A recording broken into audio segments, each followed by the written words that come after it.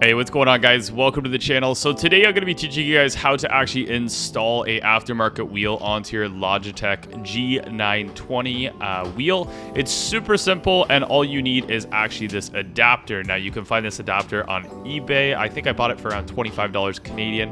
It looks like somebody just used one of those 3D printers to render it and make it. So all you got to do is buy one of these and get yourself an aftermarket wheel, and you're good to go. And as you guys can see in this video, I'm using it. It is definitely different from the actual stock wheel because it's obviously a lot bigger, but I'm going to teach you how to install it right now.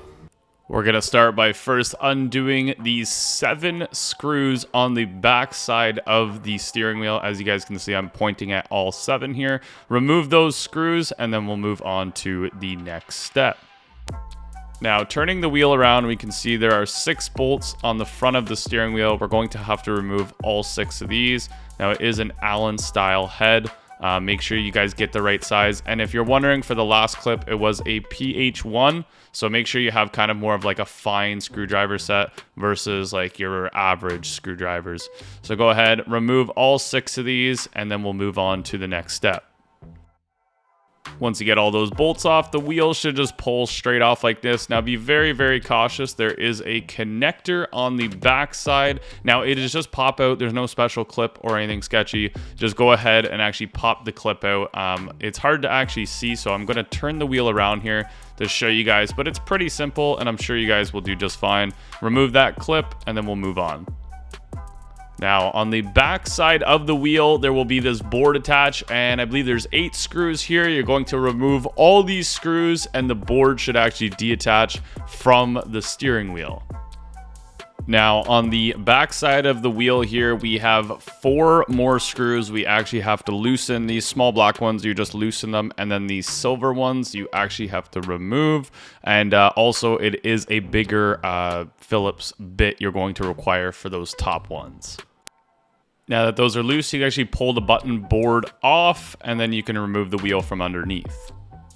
All right, now we're going to screw the select and start gray buttons back onto this plastic board, the button board I'm going to call it, and then we're going to do the RB and the LB next. As you guys can see, I'm lining them up and then putting the screws into them. And then after this, once you get this all done, we're going to put the board back on top. It's a little tricky to get it all lined up. Make sure your buttons are perfectly lined up, and make sure you don't cross thread your screws or anything crazy like that.